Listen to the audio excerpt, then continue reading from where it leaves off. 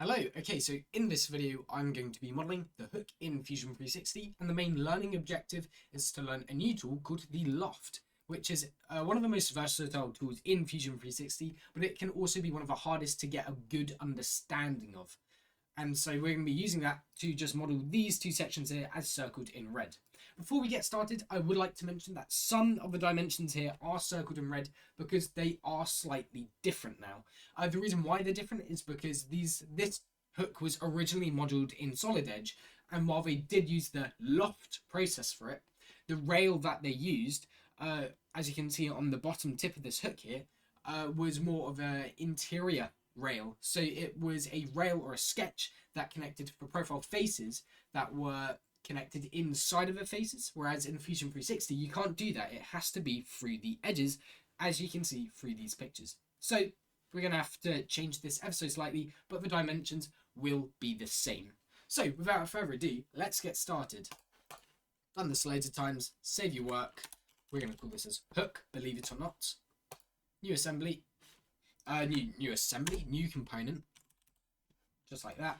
Hook, cool, done. All right, so let's get started with the sketch extrude for where the bolt goes inside, if I believe. So the inside dimension is 12, outside dimension is 20, and now we've got to do the connection part. So it doesn't really matter what it looks like because we're just going to constrain everything. I'm being a bit as you can see, it looks nothing like it should have done before. I'm just making sure that you understand that it doesn't really matter what it looks like as long as, you know, you've used the line function. It should be fine because we can just use the constraints afterwards to clean it all up, essentially. Just like that. When you can do finish sketch, we're going to go into extrude, select this face here, and then we're going to extrude it symmetrically. Now, since the bottom to the top is 17 millimeters, we can just do 17 divided by 2, and then we're going to toggle visibility of that sketch again and extrude this up once again with the symmetric profile by 5, because half of 10 is 5. That I can do in my head. So that's a sketch extrude done, which is easy. Now we need to move over to the revolve. So we're going to do a sketch on the ZY plane, and now what we need to do is work out this axis of revolution. So we know that that is 74 millimeters from the origin. So we're going to go from the origin, guess what, 74 millimeters. And now we're going to create our axis that we revolve around. Now, because of that, it doesn't actually matter what dimension you give this. I'm going to give it 10, but you could give it 5 or whatever, to be honest. As said, doesn't make much of a difference. Now, from this technical drawing, we can see that the outside curve has a radius of 45 millimeters, and so that's the outside of this section view. So we're going to use that to our advantage now by doing 45 millimeters, and now just doing 2 circles and then connecting them up with another construction line so we can then determine the distance between them. You don't need to have a construction line. I could just select those two and then give a set dimension. However, if I didn't have this construction line and I didn't have this constraint, it would then mean that this could rotate, and you know, it can get a bit funky, as you can see. So just by having that extra construction line, it's going to give it a bit more constraint. Give it a bit more constraint. It's going to make sure it's constrained a bit nicer. Then we're just going to connect up these 2 circles just like that. Make sure that they're not perfectly horizontal, because once again we need to actually change these values. So I cannot remember the dimensions. Radius of 7, so that's 14 millimeters. Radius of 5, I believe. Yep, radius of 5, so then that's 10.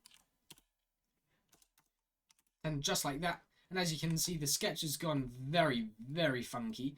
But fear not, we can just go into tangent, select that, selects that, and then just do the exact same. Then after doing that, we can then go into trim and just be very careful getting rid of all of these extra sketches, making sure that we're not getting rid of any of the constraints. As you can see, I haven't gotten rid of any constraints because my sketch icon still has a red lock on it.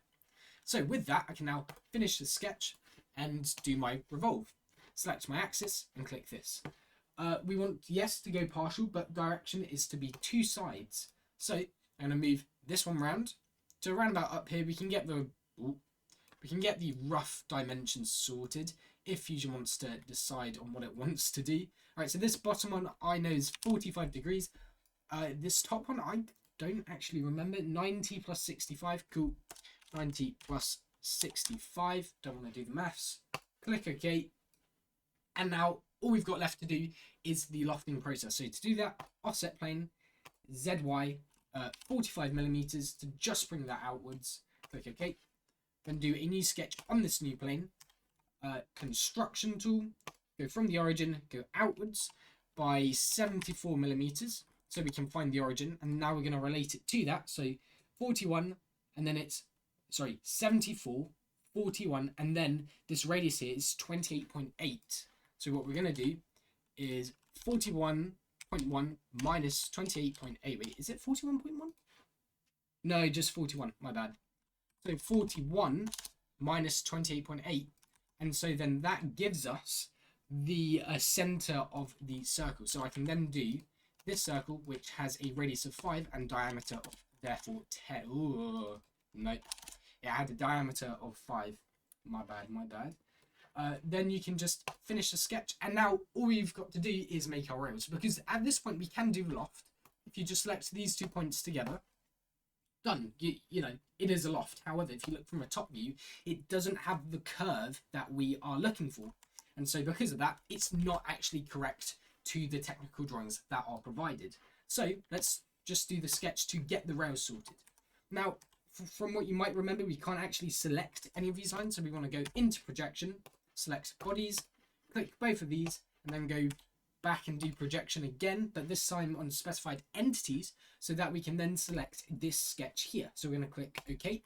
Now, as you might remember, we can't do a rail from the middle because the lofting process in Fusion 360 just will not allow that. So let's do it from the edges instead. We're going to go into create, into arc, 3-point arc, select those 2 points, select that, and that, and that.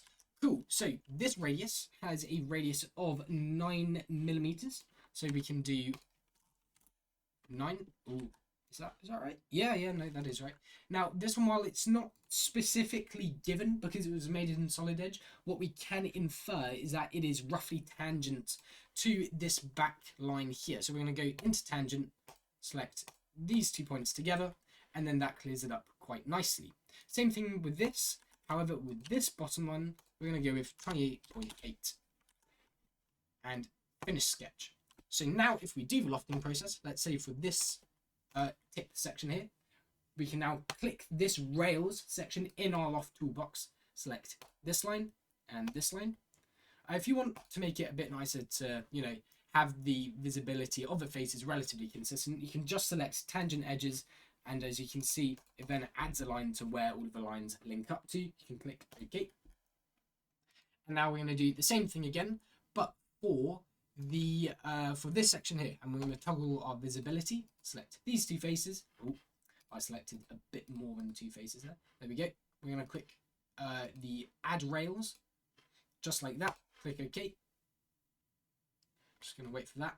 Cool. All right, and finally we've got one more thing left to do. 2 more things actually. Adding fillets to these sections here. So that point, that point, that point, that point, that point, that point, that point, that point, that point. Add up to 0.5. And now we're going to go into modify, into chamfer, and just do these last few edges here.